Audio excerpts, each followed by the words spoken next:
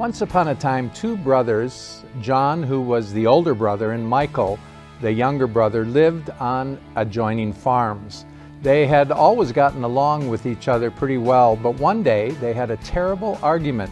It was the first serious disagreement that they had in 40 years of farming side by side, sharing machinery, trading labor and supplies as they needed, without any conflict. After the argument, though, their lifelong collaboration just fell apart. It began with a small misunderstanding and grew into a major difference until finally one day it exploded into an exchange of bitter words followed by weeks of silence.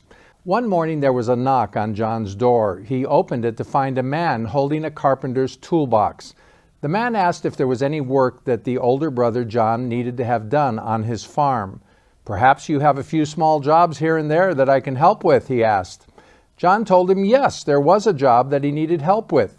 He said, "Look across the creek at that farm over there. That's my neighbor. In fact, it's my brother, my younger brother. Last week there was a meadow in between us, and he took his bulldozer to the river levee, and now there's a creek between us.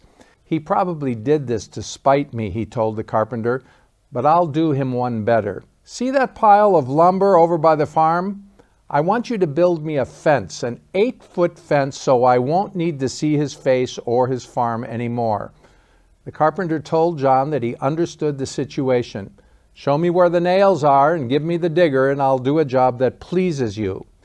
The older brother had to go to town, so he helped the carpenter get all the materials together, and then he was off for the day.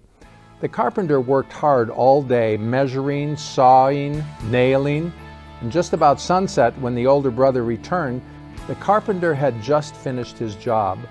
The farmer's eyes opened wide and his jaw dropped when he saw what the carpenter had built.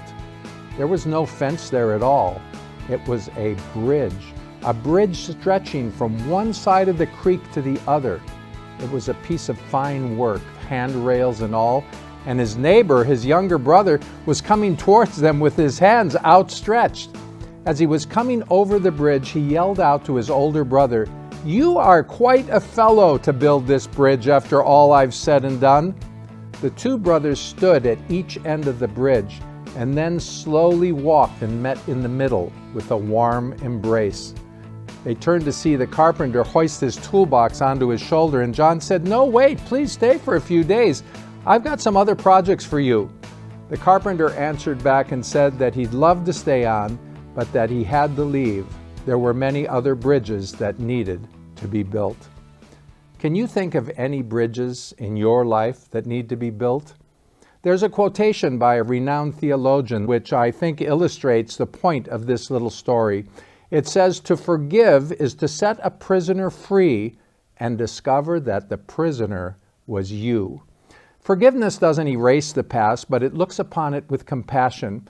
When you withhold forgiveness from someone who's wronged you, it keeps alive the emotions of hurt, anger, and blame, which can actually begin to distort your perception of life. Forgiveness is a powerful force, and I believe, as Jesus taught, that we should trust the power of forgiveness to heal the hurt and the pain. By holding on to pain and resentment, you suffer even more because the hurt is intensified and keeps the pain alive. This doesn't mean that you consented to what transpired. Nelson Mandela was a political prisoner for 27 years, and yet when he rose to power as president of South Africa, he spoke to the African National Congress and said this, "Forgiveness starts here. Forgiveness liberates the soul. It removes the fear. That is why it is such a powerful weapon. The past is the past, and we look to the future." What a great sample of forgiveness Mandela was to his people and to all of us. And for those of us who choose not to forgive, remarkably, there's a close link between negative emotions and illness. Negative and destructive emotions have the potential to activate certain diseases, which has been well documented time and time again in the medical world. What bridges do we need to build in our lives today? Let's forgive so that we can be healed in our minds and in our hearts. At the end of the day, forgiveness is really not only for the other person's benefit, it's for our own. Regardless of how illogical it may seem at times, it is forgiveness that helps us leave the past in the past so that we can enter the future. And remember the words of our dear Jesus in Matthew chapter 6, verse 12, when he taught us how to pray. And dear Father in heaven, please forgive our trespasses as we forgive those who trespass against us.